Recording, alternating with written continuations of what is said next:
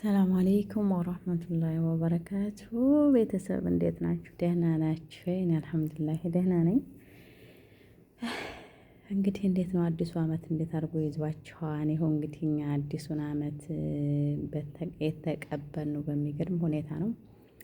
እንግዲህ አላህ መጨረሻውን ያስተካክለው እንጂ አጀማመሩ በጣም ያስፈራል። እንግዲህ ያው በጣም በጣም አስቸጋሪ ሁኔታ ነው ያለሁት። በቃ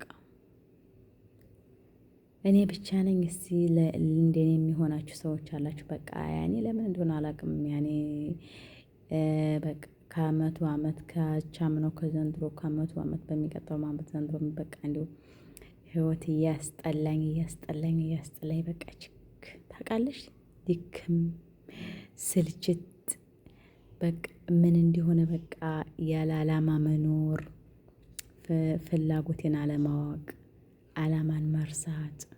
በቃ እኔ ድሮ እኔ ህይወትን እወድ ነበረ። አላማ ነበረኝ። በቃ ብዙ ለወደፊት ይሄን ወር ይሄን አድርጌው ለአመቱ ይሄን አድርጌው በቃ እንደዚህ አድርጌው በቃ ለውጥ በህይወቴ ለውጥ ማየት ደስ ይለኝ ነበር፣ እወድ ነበር። አሁን ግን ምን እንደሆነ አላውቅም።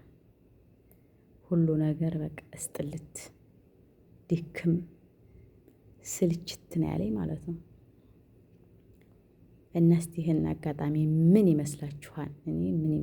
እኔ እክቲአብ ነገር እየመሰለኝ ነው። እኔ ምን እንደሆነ አላውቅም፣ እክቲአብም እንደሆነ አላውቅም። ብቻ እስኪ እናንተም እንደኔ በእኔ ቦታ ያላችሁ እንግዲህ አሁን እንግዲህ ያው አሁን ማሻአላህ አዲሱ አመት እንግዲህ አሁን ዛሬ 1 ነው 2 ሆኗል።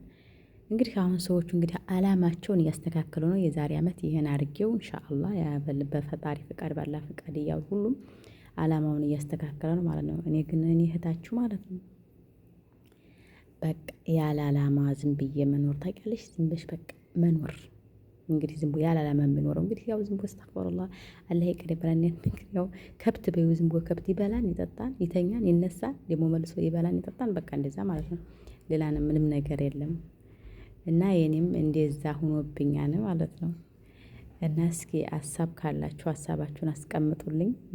እኔም ደግሞ እንደዚሁ በየቀኑ እየገባሁ እንደዚሁ ሸር አደርጋችኋለሁኝ ያለኝን የሚመጣልኝንም ሀሳብ እንደዚሁ ሸር ነው የማደርግላችሁ። እናንተም ደግሞ እንደዚሁ ሸር እያደረጋችሁ እንካፈላለን በአንድ ማለት ነው።